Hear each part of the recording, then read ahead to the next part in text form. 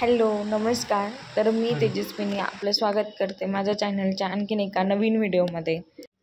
तर आम्ही अचानकच गणपती बघायला जायचं ठरवलं. त्यानंतर आम्ही सगळ्यात पहिले जय भवानी नगरला गणपती बघण्यासाठी गेलो.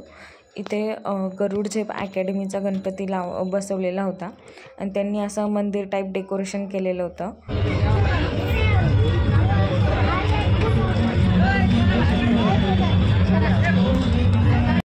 मग इथे आम्ही थोडा वेळ फोटो वगैरे काढले आणि त्यानंतर बाजूलाच आनंद नगरी टाईप होतं. इथे थोडे पाळणे वगैरे ब्रेक डान्स वगैरे आलेलं होतं. तर मग त्यामध्ये आम्ही आमच्यासोबत असलेलं पिल्लूला बसवलं.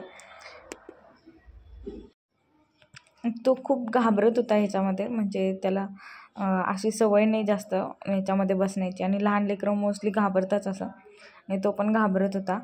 त्याला आम्ही लवकर बाहेर काढून घेतला आणि पण तरी पण त्याने थोडं एन्जॉय केलं असेल. पण आम्ही त्याला बघून फुल एन्जॉय केला. आम्हाला मज्जा येत होती त्याला तसं बघून. मग नंतर इथे थोडंफार लेकरं वगैरे खेळत होते. मग तिथे थोडा वेळ एन्जॉय करून आम्ही लगेच दुसऱ्या गणपतीला आलो.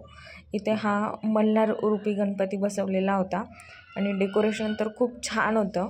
त्यानंतर त्याच्याच शेजारी हा गणपती होता, मला याचं नाव नाही माहिती, पण मूर्ती तर खूप मोठी होती, खूप जास्त मोठी, 10-12 फूट असेल एवढी. आणि ही मुलगी इथं सेल्फी घेत होती बाप्पासोबत. म्हणजे अँगल वगैरे सगळं कसं जमतं मुलींना, कसं म्हणजे आजकालच्या लेकरांना लगेच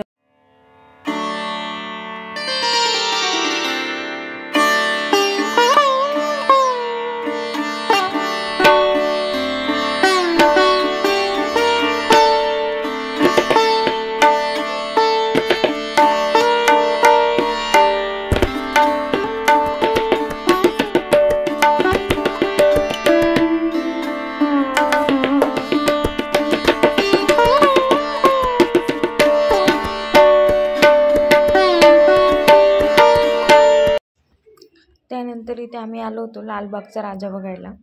इथे लालबागचा राजा बसवलेला होता जसं मुंबईला असतो तसा. खूप छान मूर्ती होती. त्यानंतर ही आम्ही सेकंड मूर्ती बघितली की जी मल्हार रूपी स्वरूपात होती.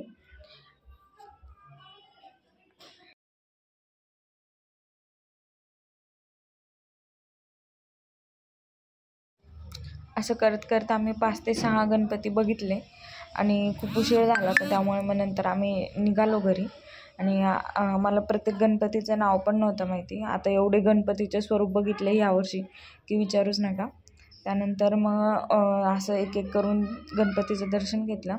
आणि इथे हा पॉपकॉर्नचा गणपती होता. माहिती नाही कसा केला त्यांनी, पण खूप छान होता.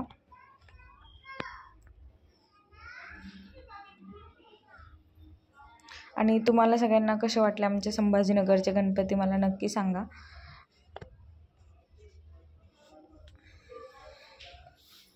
त्यानंतर हा लास्ट गणपती आम्ही बघितला आणि निघालो घरी. तर आपण भेटूया अशाच एका नवीन व्हिडिओमध्ये. तोपर्यंत बाय.